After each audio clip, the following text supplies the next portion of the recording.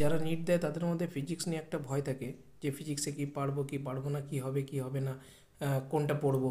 তো এটা বুঝতে হবে, ফিজিক্সে 45টা কোশ্চেন থাকবে, 50টার মধ্যে 45টা করতে হবে 45। তো 45-এর মধ্যে 30 কোশ্চেন ফর্মুলা ওরিয়েন্টেড থাকে, আর কিছুটা কনসেপচুয়াল থাকে। তো আমাদেরকে দেখতে হবে যে ফর্মুলাগুলো সব এক জায়গায় রাখতে হবে এবং কনসেপ্টটা ভালো করে বুঝতে হবে এবং প্রিভিয়াস ইয়ার করতে হবে প্রচুর পরিমাণে এবং প্র্যাকটিস করতে হবে বিভিন্ন বই থেকে ফিজিক্সের জন্য।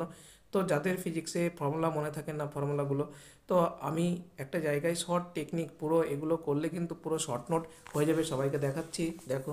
তো এরকম প্রতিটা চ্যাপ্টারের জন্য শর্ট নোট আছে, কিন্তু এই যে প্রতিটা চ্যাপ্টারে এরকম শর্ট নোট পাবে, ঠিক আছে।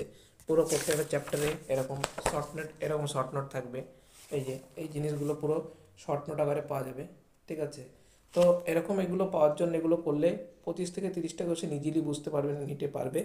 তো এইগুলো পাওয়ার জন্য ক্লাস করতে হবে সন্ধ্যা 7টা থেকে ইউটিউবে, ঠিক আছে। প্রতিদিন ক্লাসটা হবে, ইম্পর্টেন্ট কোশ্চেন করা নয়, যেখানে কোশ্চেনগুলো নিতে আসার মতন।